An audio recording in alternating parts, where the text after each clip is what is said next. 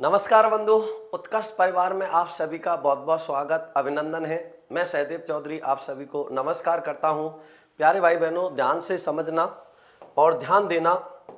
देखिए, सबसे पहले हम बात करेंगे, हम जो कल बात कर रहे थे वो किसकी बात कर रहे थे? दीर्घ स्वर संधि की। और दीर्घ स्वर संधि में मैंने आपको बताया था, यदि ए या आ के बाद में समान स्वर ए या आ जाए तो क्या हो जाता है? दीर्घ आ हो जाता है। तो इसके बाद में हमने बात करी थी ई या ई के बाद समान स्वर ई या ई आ जाए तो क्या हो जाती है? दीर्घ ई हो जाती है। अब उससे संबंधित हम कुछ उदाहरण भी समझेंगे, ध्यान से समझना। जैसे मैंने आपको बताया था कि ई या ई के बाद में समान स्वर ई या ई आए। अब मैंने एक शब्द लिखा परीक्षा। अब संधि विच्छेद करने में समस्या ज्यादा आती है, संधि युक्त करने में समस्या ज्यादा नहीं आती। अब इस परीक्षा शब्द का हम संधि विच्छेद करेंगे तो क्या संधि विच्छेद होगा, ध्यान से समझना। तो मैं परीक्षा का जब संधि विच्छेद करूंगा तो क्या होगा? परिधन इच्छा। इच्छा का मतलब होता है जांच। इच्छा का मतलब क्या होता है? जांच होता है। और परिमाण होता है चारों ओर। परीक्षा क्या होती है?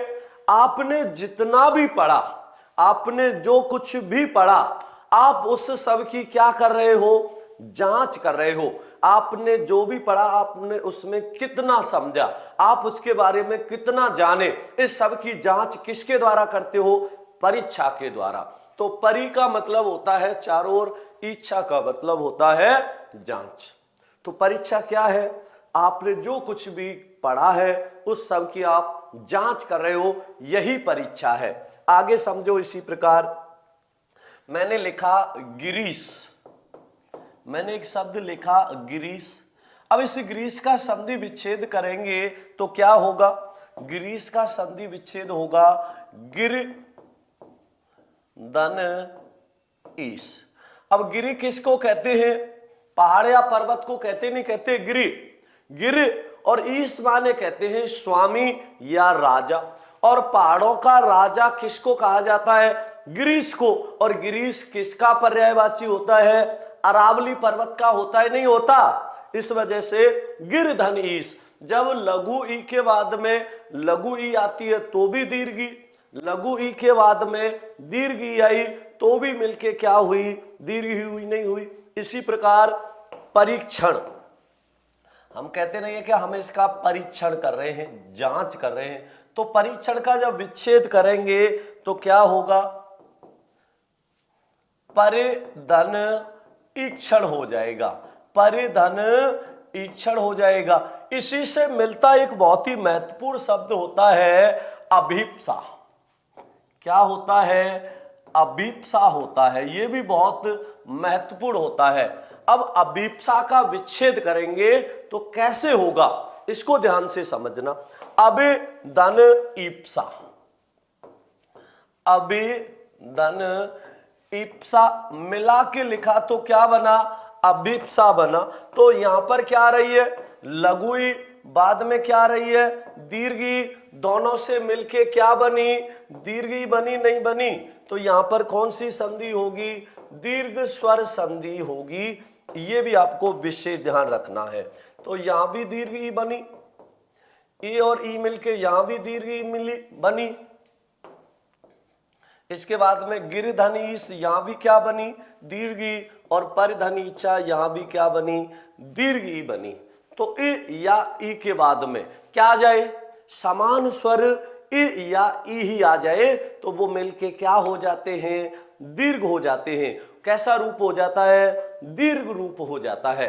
तो ये भी आपको विशेष ध्यान रखना है, ये भी आपको अच्छे से पता होना चाहिए। अब बात करेंगे कपी स्वर।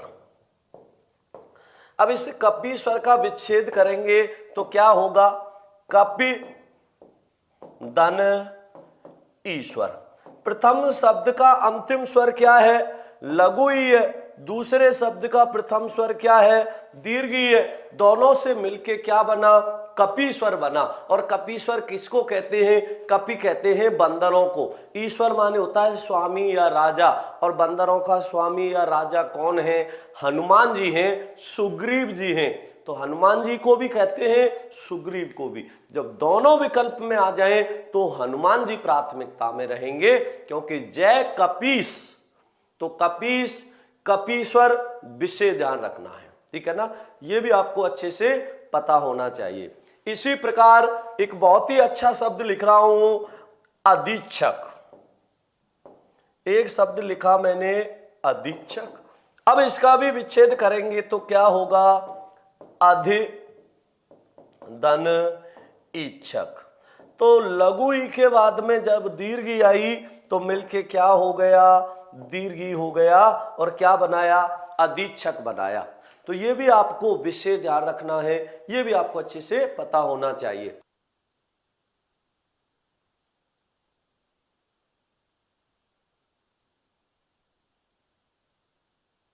आगे देखो, तो कपिधन ईश्वर, कपीश्वर, अधिधन इच्छक, अधीक्षक, इसका भी आपको विशेष ध्यान रखना है,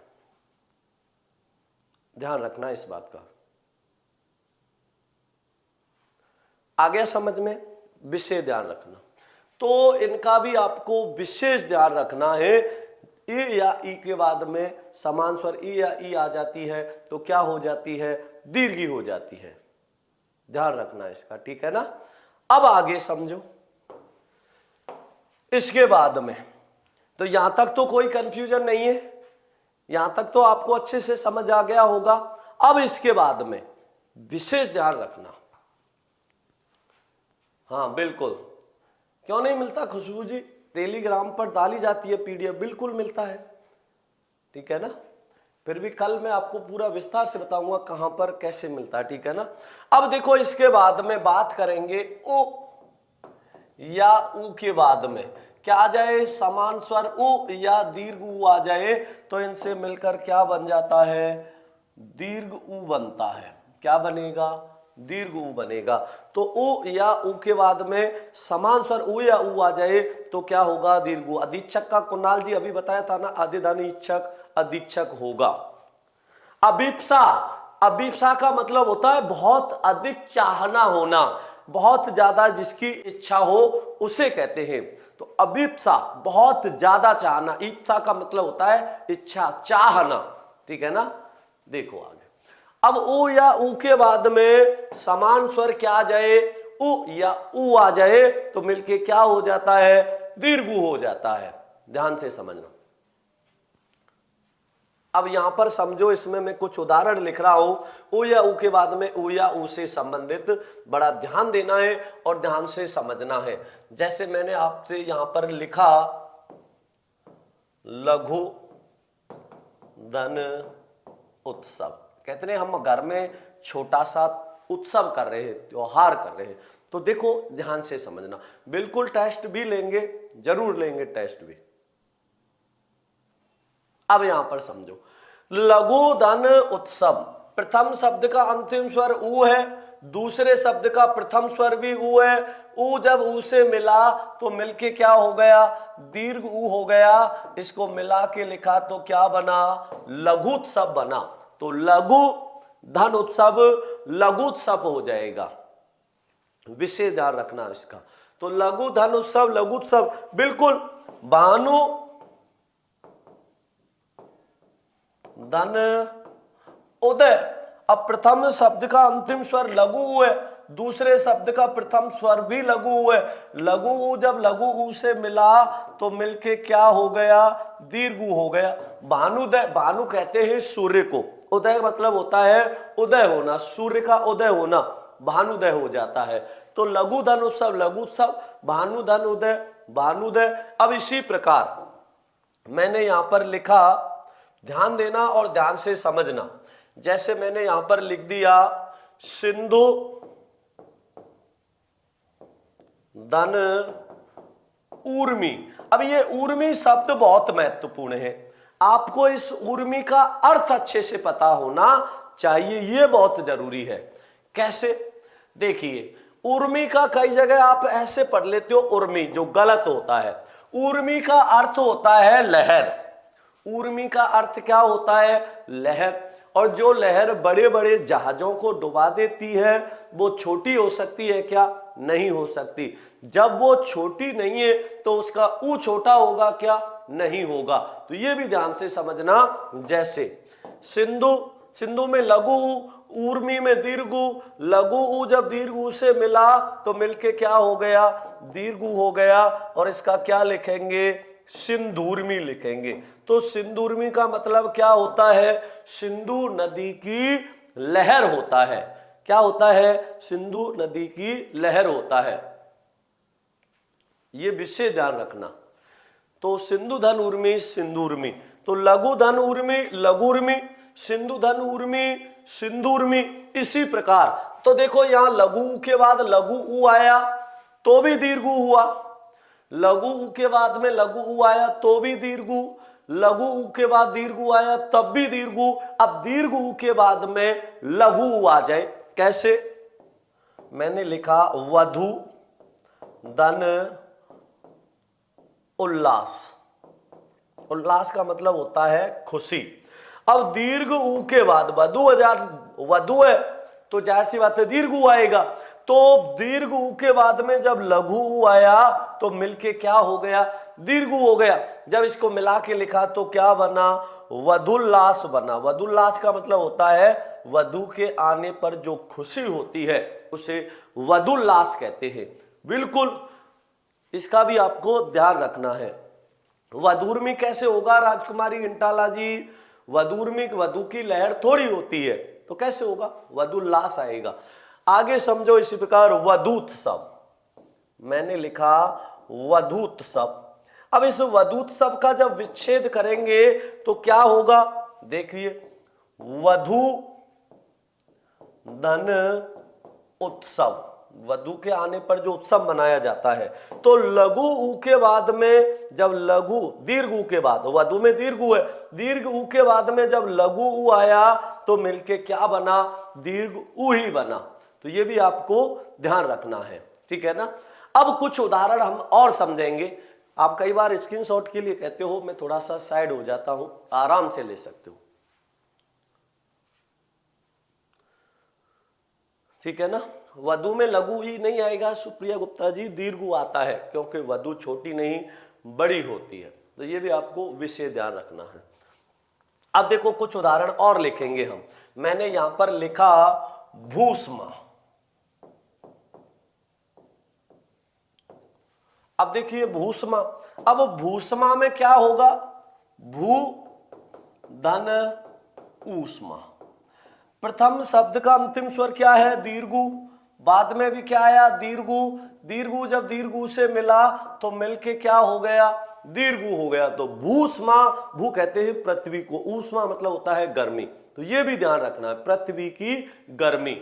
इसी प्रकार लिखो भूर्जा। मैंने लिखा भूर्जा। तो भूर्जा का क्या होगा? भू धन ऊर्जा। ऊर्जा मतलब गर्मी, तो भू धन ऊर्जा। तो दीर्घ ऊ के बाद में दीर्घ ऊ आया तो मिलके क्या हो गया? दीर्घ ऊ हो गया। अब इसी प्रकार एक बहुत अच्छा उदाहरण है, कई बार पूछ लेता है भूर्ध्व। और भूर्ध्व का अगर विच्छेद करेंगे तो क्या होगा? भू धन ऊर्ध्व होगा। क्या होगा? भू धन ऊर्ध्व होगा। अब ऊर्ध्व का मतलब क्या होता है? ऊर्ध्व कहते हैं उठा हुआ भाग, पृथ्वी का उठा हुआ भाग। कैसा होगा? पृथ्वी का, भू माने पृथ्वी, ऊर्ध्व माने होता है उठा हुआ भाग। पृथ्वी का उठा हुआ भाग क्या कहलाता है? भूर्ध्व कहलाता है। और भूर्ध्व का मतलब क्या हुआ? पृथ्वी के उठे हुए भाग को आप पहाड़ या पर्वत नहीं कहते क्या? तो भूर्ध्व का मतलब होता है पृथ्वी का उठा हुआ भाग। तो उ या ऊ के बाद में समान स्वर क्या आ जाए? ऊ या ऊ आ जाए तो दीर्घ ऊ हो जाता है। अरे आभूषण में नहीं होगा, आभूषण में क्यों होगा? ऊ और ऊ मिलके ही तो ऊ बनेंगे, ऐसे थोड़ी है कि हर कहीं हो जाएगा, नहीं होगा। अभिषेक भाई ध्यान दो। तो भूष्मा, भूर्जा, भूर्ध्व, इन सभी में क्या आ रहा है? ऊ आ रहा है। इसका भी आपको विषय ध्यान रखना है। तो यहां तक आपको ये बातें अच्छे से पता होनी चाहिए, ये बातें भी आपको विषय ध्यान रखनी है। लेकिन सबसे जो महत्वपूर्ण बात है उनका ध्यान रखना। ध्यान दो यहां पर, जैसे मैंने लिखा लघूर्मी। अब लघूर्मी में वो देखो, लघु धन ऊर्मी, प्रथम शब्द का अंतिम स्वर क्या है? प्रथम शब्द का अंतिम स्वर लघु, दूसरे शब्द का प्रथम स्वर दीर्घु। लघु ऊ जब दीर्घु से मिला तो वो मिलके क्या हो गया? दीर्घु हो गया। एम के लाइट जी स्वागत, अभिनंदन है आपका, बहुत बहुत धन्यवाद। ध्यान से समझो और ध्यान से पढ़ना, ठीक है ना, ये भी आपको पता होना चाहिए। तो लघु धन ऊर्मी क्या होगा? लघूर्मी होगा। तो ऊ या ऊ के बाद में ऊ या ऊ आ जाए तो दीर्घ ऊ हो जाता है, ये भी आपको विशेष ध्यान रखना है, ठीक है ना। ये भी सभी बातें आपको विशेष ध्यान से रखनी है, याद रखना, ठीक है ना। एक बार इनको लिख लो, समझ लो, स्क्रीनशॉट लेना चाहो तो ले सकते हो।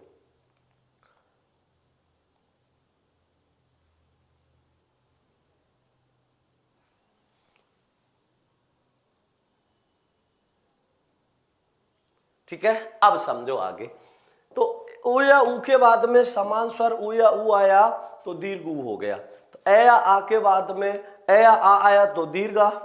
पितृण में संधि, पितृ ऋणम ये नहीं होगा, अभिनव चौधरी जी अशुद्ध शब्द मत लिखा करो, ये होगा पितृणम। तो यहां पर पितृ धन ऋणम होगा, ये संस्कृत की संधि है, री और री मिलके दीर्घ री होंगी, हिंदी में नहीं चलती क्योंकि हिंदी में लघु ही आती है, ठीक है ना। तो ध्यान से समझना। अब देखो आगे क्या है, ई आया आ के बाद में आया आया तो दीर्घा, ई या ई के बाद ई या ई आई तो दीर्घी, और ऊ या ऊ के बाद में ऊ या ऊ आया तो दीर्घु हो गया। अब आगे बात करेंगे हम संधि का जो दूसरा भेद है, गुण स्वर संधि। अगली स्वर संधि कौन सी है? गुण स्वर संधि। अगला भेद कौन सा है? गुण स्वर संधि का। और गुण स्वर संधि क्या कहती है कि अ या आ के बाद में, अ या आ के बाद में असमान स्वर क्या आ जाए? ए या दीर्घ ई आ जाए, या फिर अ या आ के बाद में असमान स्वर क्या आ जाए? उ या दीर्घ आ जाए, और या फिर क्या होगा? अ या आ के बाद में री स्वर आ जाए। तो आया आ के बाद में ई या ई आ जाए तो क्या हो जाएगा? ए हो जाएगा। ऊ या ऊ आ जाए तो क्या हो जाएगा? ओ हो जाएगा। और री आ जाए तो क्या होगा? अर हो जाएगा। इसका आपको विशेष ध्यान रखना है। तो जब समान स्वर समान स्वरों से मिल रहे थे तब तो क्या हो रहे थे? दीर्घ हो रहे थे। बिल्कुल गुरु शब्द हमेशा छोटा होता है, प्रभु हो या गुरु हो हमेशा छोटा होता है। तो इसमें आप लिखना चाहो तो एक शब्द और जोड़ सकते हो गुरु का ध्यान रखने के लिए, गुरु धन उपदेश।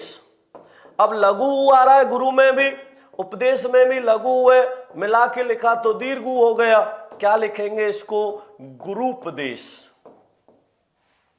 ठीक है ना। तो गुरु हमेशा लघु होता है, इसका भी आपको विशेष ध्यान रखना है। तो गुरु धन उपदेश गुरु उपदेश हो जाएगा, विशेष ध्यान रखना। क्या हो गया पीयूष को? पीयूष जी बताइए क्या समस्या है आपकी? कोई बात नहीं, पीयूष की समस्या होगी, लिख देगा पीयूष। लघु धन उर्मी, लघु उर्मी, गुरु धन उपदेश गुरु उपदेश, ठीक है। अब बात किसकी करेंगे? गुण स्वर संधि की। तो अभी तक तो हम क्या पढ़ रहे थे? समान स्वर जब समान स्वरों से मिलते हैं। अरे वधूर्मी कहां से होगा? दुर्गा देवी जी, वधु ऊर्मी, वधु की कोई लहर होती है क्या? नहीं होती। सुनो ध्यान से, यहां पर समझना। तो समान स्वर से मिलकर दीर्घ हो रहे थे।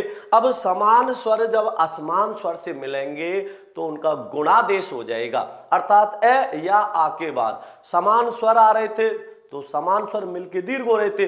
अब क्या कहेंगे कि ए या आ के बाद असमान स्वर ए या ई आ जाए तो ए हो जाता है, ए आ के बाद ऊ या ऊ आ जाए तो ओ हो जाता है, और ए आ के बाद में री आ जाए तो अर हो जाता है। समझना, बहुत ध्यान से समझना, ठीक है ना, ध्यान देना। कैसे समझेंगे इसमें? सबसे पहले हम बात करेंगे ए या आ के बाद में। असमान स्वर क्या आ जाए, ई या दीर्घ ई आ जाए, इसका मतलब क्या होगा, ए होगा। जब ए या आ ई या ई से मिलेंगे तो क्या हो जाएगा, ए हो जाएगा। ध्यान से समझना, देखो कैसे होगा। जैसे मैंने यहां पर लिखा नर धन इंद्र, ध्यान देना और ध्यान से समझना। प्रथम शब्द का अंतिम स्वर ए है, दूसरे का ई है। ए और ई मिलके क्या बने, ए बने। जब इसको मिला के लिखा तो क्या बना, नरेंद्र बना। तो अ और ई मिलके क्या बनते हैं, ए बनते हैं। तो यहां क्या हो रहा है, गुणादेश होता है। क्या होता है, गुणादेश होता है। अब यहां समझो, नर धन इंद्र, तो ए जब ई से मिला तो भी ए बना। अब ए दीर्घ ई से बने मिलेगा, अब जब ए दीर्घ ई से मिलेगा तो क्या होगा, तब भी ए होगा। जैसे सुर धन ईश, अब ए जब ई से मिला तो आ और ई मिलके क्या बने, ए बने। जब इसको मिला के लिखा तो क्या बना, सुरेश बना। सुर धन ईश क्या बना, सुरेश बना। तो नर धन इंद्र नरेंद्र, सुर धन ईश सुरेश बना। हाँ बिल्कुल, एक मात्रा आएगी, दो मात्रा आएंगी तो वृद्धि हो जाएगी। हम अभी गुणादेश पढ़ रहे हैं। तो नर धन इंद्र नरेंद्र, सुर धन ईश सुरेश। अब इसके बाद में दीर्घ आ के बाद में लघु ही आ जाए, राजा धन इंद्र। प्रथम शब्द का अंतिम स्वर क्या है, दीर्घ। दूसरे शब्द का प्रथम स्वर क्या है, लघु ई।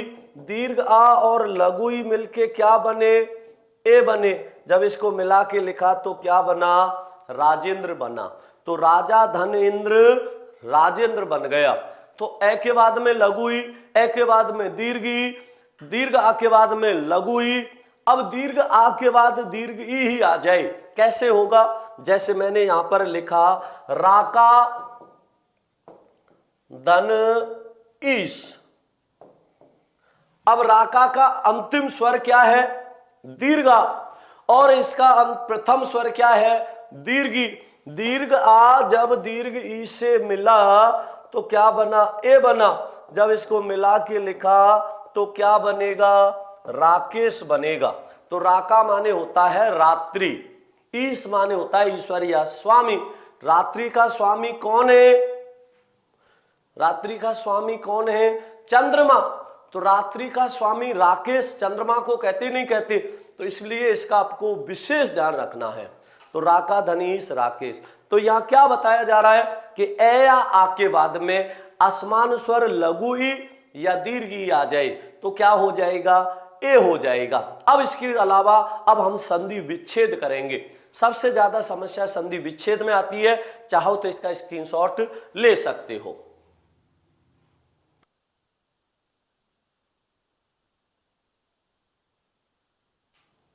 तो स्क्रीनशॉट ले सकते हो। मोनू साहू जी, राका का अर्थ होता है रात्रि। राका माने होता है रात्रि और ईश माने होता है ईश्वर या स्वामी। रात्रि का ईश्वर या स्वामी ध्यान रखना, ठीक है ना। रात्रि का स्वामी क्या होता है, चंद्रमा होता है। राकेश शर्मा कह रहे हैं सर रात्रि कैसे लिखते हैं, जैसे राकेश जी आपने लिखा है वैसे लिखते हैं। जब इस रात्रि को किसी शब्द के साथ जोड़ के संधि करोगे तो रात्रि का रात्र शेष रह जाएगा। क्या शेष रह जाएगा, रात्र शेष। जैसे हम लिखते हैं ना नवरात्र, नवधन रात्रि मिला के नवरात्र। हाँ, राजेश को राजा धनीश, तत्सम रूप होता है इसका राजन। राजन का हिंदी में बन जाता है राजा, और राजा धनीश राजेश बनेगा, ठीक है ना। तो ये भी ध्यान रखना। अब देखो इसके अलावा हम कुछ और लिखेंगे उदाहरण। जैसे मैंने लिख दिया यहां पर गणेश। अब गणेश का संधि विच्छेद करेंगे तो क्या हो जाएगा गणेश का। तो देखो आपको अच्छे से पता है गणेश गण धन ईश, जो ईश्वरों में सबसे पहले जो गिने जाते हैं वो कौन है, गणेश हैं। तो गण धन ईश। प्रथम शब्द का अंतिम स्वर क्या है, अ। दूसरे शब्द का प्रथम स्वर क्या है, दीर्घी। आ और ई मिलके क्या बने, ए। गुण संधि हुई नहीं हुई, गणेश। इसी प्रकार मैंने यहां पर लिखा रामेश्वर। क्या लिखा? रामेश्वर। अब रामेश्वर का विच्छेद करेंगे तो क्या होगा? राम धन ईश्वर। राम धन ईश्वर। अब ए के बाद में क्या आई? दीर्घी। आ और ई मिलके क्या बने? ए बने। तो यहां गुणादेश हो रहा है, नहीं हो रहा? राम धन ईश्वर। राम धन ईश्वर क्या बनेगा? रामेश्वर बनेगा।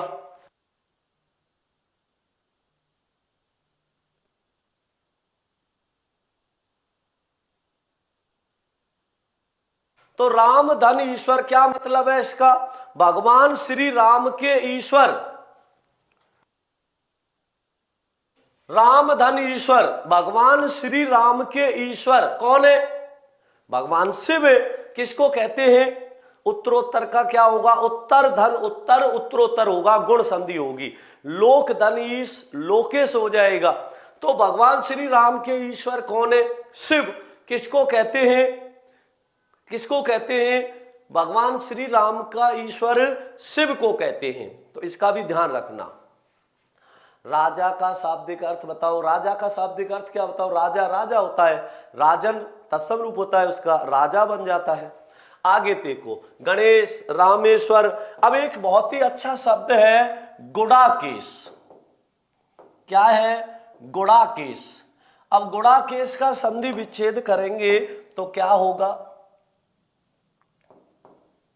गुड़ा का धन ईश होगा।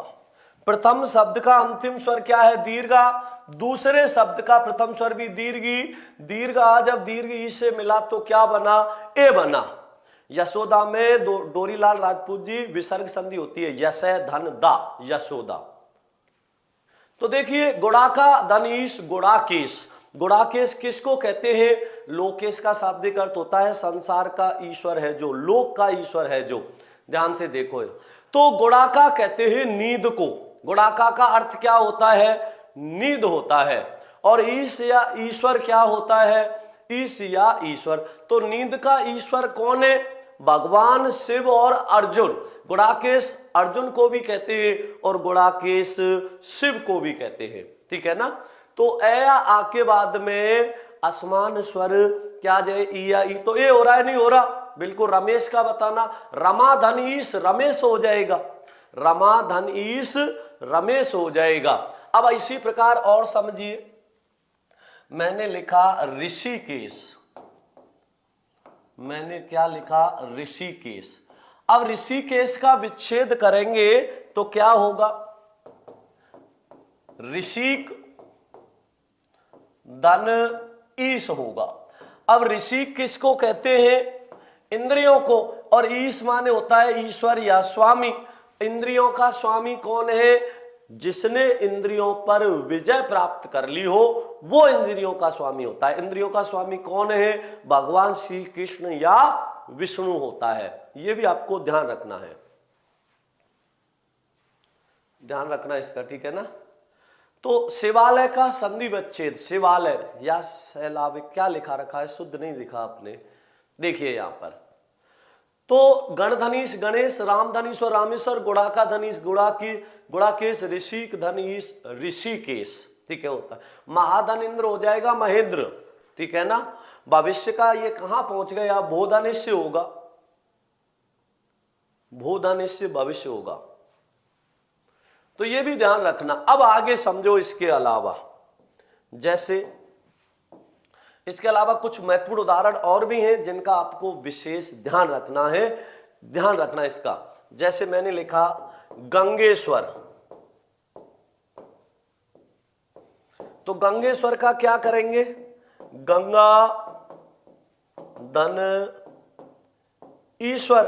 तो आ के बाद में जब दीर्घ ई आई तो मिलके क्या बना? ए बना, नहीं बना? तो गंगा धन ईश्वर क्या हो गया? गंगेश्वर हो गया। इसका भी आपको ध्यान रखना है। इसी प्रकार सर्वेश्वर, मैंने लिखा सर्वेश्वर। तो सर्वेश्वर का क्या होगा? सर्व धन ईश्वर। सर्वेश्वर किसको कहते हैं? भगवान शिव को। सर्वधन ईश्वर। ए के बाद में जब ई आई तो मिलके क्या हो गया, ए हो गया। तो सर्वधन ईश्वर भी क्या होगा, सर्वेश्वर हो जाएगा। इसका भी आपको विशेष ध्यान रखना है। गुणाका धन, गुणाक कैसे होगा, अरे शुद्ध शब्द का ध्यान रखना। गुणाक कोई शब्द होता है क्या, शुद्ध शब्द ही तो लिखोगे। शुद्ध शब्द गुणाका होता है। गुणाका आशीर्वाद में विसर्ग संधि होती है, आशीय धनवाद। आगे मत जाओ इतना अभी, गुणाक नहीं होता, गुणाका होता है। गुणाका का अर्थ होता है नींद। इसी प्रकार लिखो कमलेश, मैंने लिखा कमलेश। अब कमलेश का विच्छेद क्या होगा, कमला धन ईश। अरे कमलेश विष्णु भगवान को नहीं कहते क्या, कमला का ईश्वर या स्वामी है जो। तो दीर्घ आ के बाद में जब दीर्घ ई आई तो मिलके क्या हो गया, ए हो गया। हुई नहीं हुई, विशेष ध्यान रखना। तो ये भी आपको अच्छे से पता होना चाहिए। तो ए या आ के बाद में क्या आ जाए, ई या दीर्घ ई आ जाए तो इससे मिलके क्या हो जाता है, दीर्घ आ हो या लघु ई हो, दीर्घ ई हो या आ हो, कुछ भी हो। ध्यान क्या रखना है, प्रारंभ में ए या आ हो, बाद में ई या ई हो, तो इससे मिलके ए बन जाता है। इसका भी ध्यान रखना, ठीक है ना। अब समझिए इसके बाद में ए या आ के बाद में क्या आ जाए, उ या दीर्घ उ आ जाए तो इससे मिलके क्या बनता है, ओ बनता है। ए या आ के बाद में उ या दीर्घ उ आ जाए तो क्या बनेगा, इससे मिलकर क्या बनता है, ममता सानू जी कमल धनीश नहीं होगा। अरे दोनों शब्दों का अर्थ वही निकलना चाहिए जो मूल शब्द का अर्थ है। ऐसा नहीं आपने कुछ भी बना दिया। बिल्कुल भारतेंदु हो सकता है। भारतेंदु कैसे होगा, बिल्कुल सही है, भारतेंदु लिख सकते हो आप इसमें, क्योंकि भारत धन इंदु, भारत धन इंदु, इंदु चंद्रमा का पर्यायवाची होता है। अब आ के बाद में लघु ई आई तो मिलकर बना ए, तो भारत धन इंदु भारतेंदु हो जाएगा। ये सही है, ठीक है ना। तो ध्यान रखना इसका भी। अब यहां समझो ए आ के बाद में उ या उ आ जाए तो क्या हो जाता है, ओ हो जाता है। जैसे मैंने यहां लिखा सर्व धन उदय। प्रथम शब्द का अंतिम वर्ण ए है, दूसरे का उ है, ए और उ मिलके ओ बने। जब इसको मिला के लिखा तो क्या बना, सर्वोदय बना। तो सर्व धन उदय सर्वोदय हो गया। तो ए के बाद में जब उ आया, विशेष ध्यान रखना, ए के बाद में जब उ आया तो ओ हो गया। इसी प्रकार गंगा धन उदक, एक लिखा मैंने गंगा धन उदक। अब दीर्घ आ के बाद में उ आया तो भी इससे मिलके क्या होगा, ओ होगा। और इसको क्या लिखेंगे, गंगोदक लिखेंगे, गंगा धन उदक गंगोदक। इसको विशेष ध्यान रखना। बिल्कुल सर्वोदय सर्वधन उदय हो गया। तो ए के बाद में लघु उ आया। सुप्रिया गुप्ता जी अभी बताया तो था, यश धन दा विसर्ग संधि है इसमें। हाँ बिल्कुल, महाजन में कर्मधारय समास होगा। महान है जो जन, महाजन हो जाएगा। अब ध्यान देखो, सर्वधन उदय सर्वोदय, गंगा धन उदक क्या होगा, गंगोदक। गंगा धन उदक क्या हुआ, गंगोदक हो जाएगा। इसी प्रकार जैसे जल धन ओक, जल धन ओक। अब यहां पर इसको ध्यान रखना, ओ आने पर क्या बन जाता है, क्या बनेगा, ओ आने पर औ बनेगा। तो ये बात आपको विशेष ध्यान रखनी है। इसी प्रकार यहां पर हम क्या लिखेंगे, उ या उ। अब उ या उ लिखेंगे तो क्या बनेगा, जैसे गंगा धन ऊर्मी, क्या लिखेंगे, गंगा धन ऊर्मी का विशेष ध्यान रखना है। तो दीर्घ आ के बाद में क्या आ रहा है, दीर्घ उ आ रहा है तो मिलके क्या होगा, ओ होगा। और इसको क्या लिखेंगे, गंगोर्मी लिखेंगे। ऊर्मी का मतलब होता है लहर, गंगोर्मी का मतलब क्या है, गंगा नदी की लहर। अमित जी 9 बजे स्टार्ट हो, 7 बजे स्टार्ट होती है, ठीक है ना, इसका ध्यान रखना। हाँ बिल्कुल, तो गंगा धन ऊर्मी क्या होगा, गंगोर्मी हो जाएगा। ए के बाद में क्या आ रहा है, उ आ रहा है। अब इसी प्रकार मैंने एक उदाहरण लिखा, ध्यान से समझना। जैसे यहां पर सर्वधन उदय सर्वोदय, गंगा धन उदक गंगोदक, गंगा धन उर्मी गंगोर्मी, ये भी आपको ध्यान रखनी है। बिल्कुल अनिल जी पूरी पढ़ाएंगे। बिल्कुल इसी में आएगा वीर धन उचित। अब आके बाद में उ आ रहा है तो मिलके क्या हो जाएगा, ओ हो जाएगा। जब इसको मिला के लिखेंगे तो क्या होगा, वीरोचित हो जाएगा। वीर धन उचित वीरोचित हो जाएगा। इसका भी आपको विशेष ध्यान रखना है। आगे समझिए। बिल्कुल जल धन उर्मी जलोर्मी हो जाएगा, बिल्कुल इसी में आएगा, ध्यान रखना। अब इसके बाद में और समझिए, इसके कुछ और उदाहरण लिख देंगे। जैसे सर्वोपयोगी, सर्वोपयोगी। इसी प्रकार मैंने यहां पर लिख दिया जैसे सूर्योदय,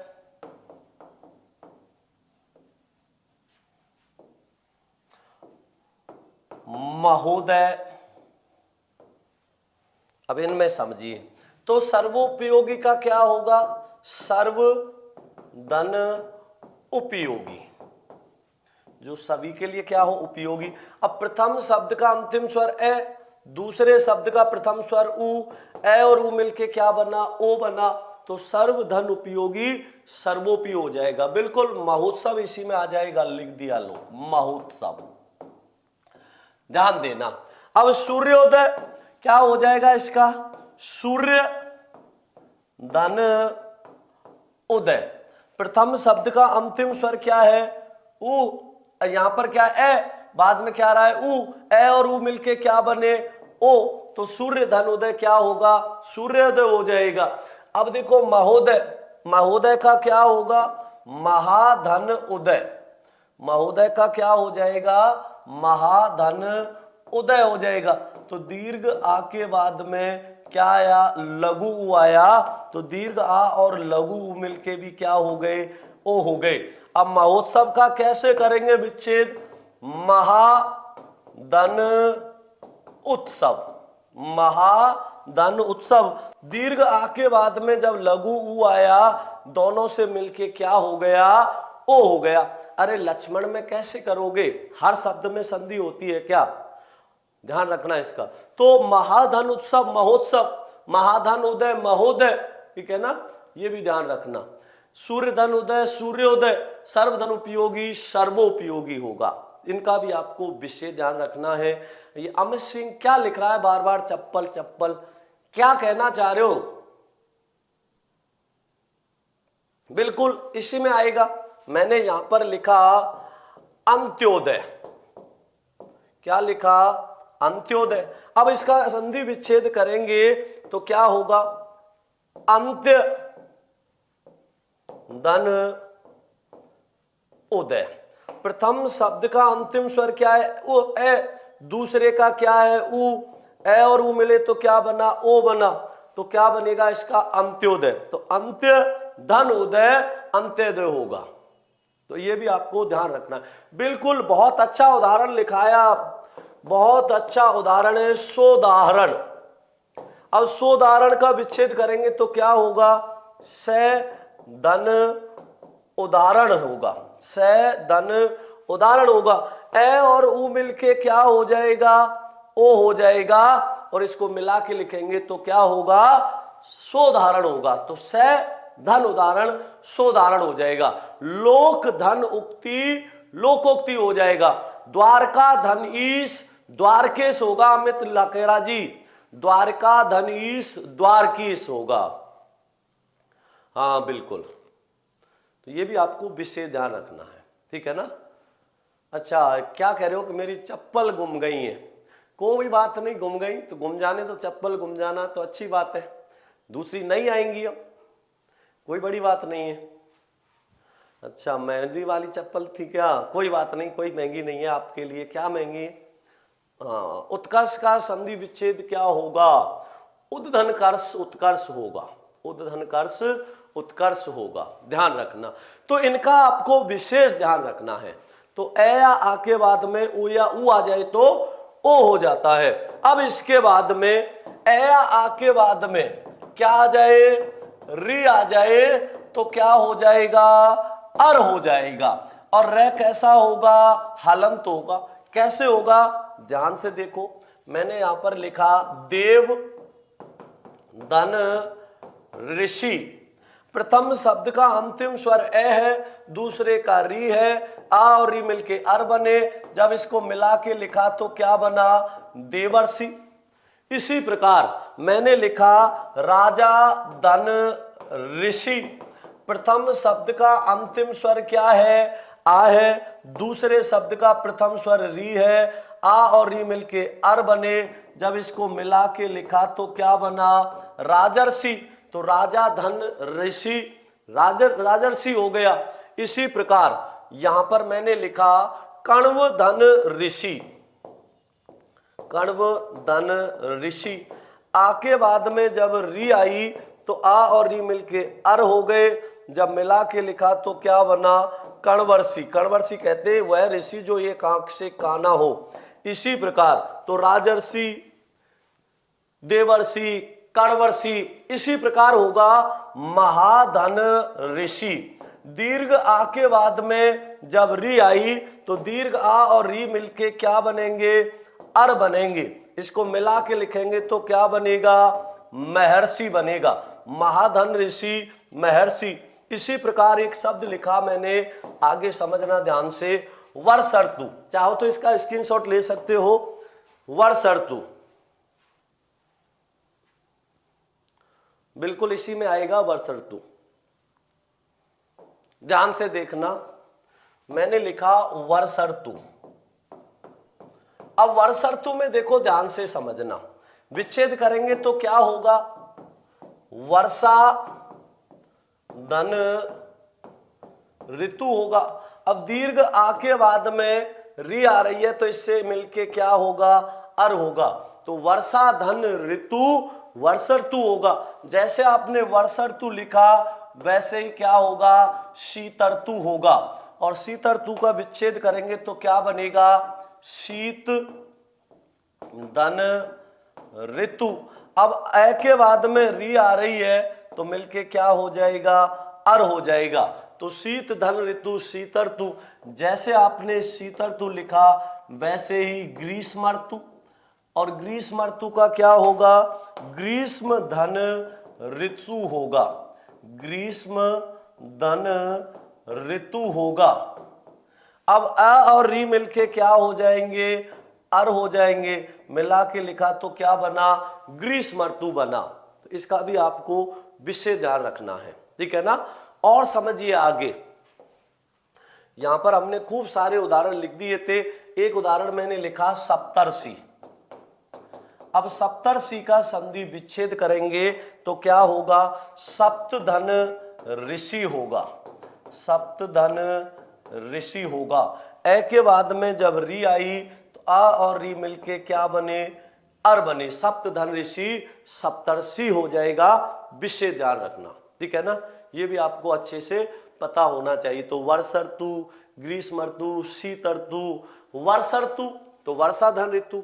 तो ग्रीष्म, शीत, वर्षा, सप्तर्षि, इन सब में कौन सी संधि है, विशेष ध्यान रखना। इन सभी में संधि होती है। उस संधि का नाम क्या होता है, गुण स्वर संधि। तो क्या कहा जा रहा है, ए या आ के बाद असमान स्वर क्या आ जाए, ई या ई आ जाए तो ए हो जाता है।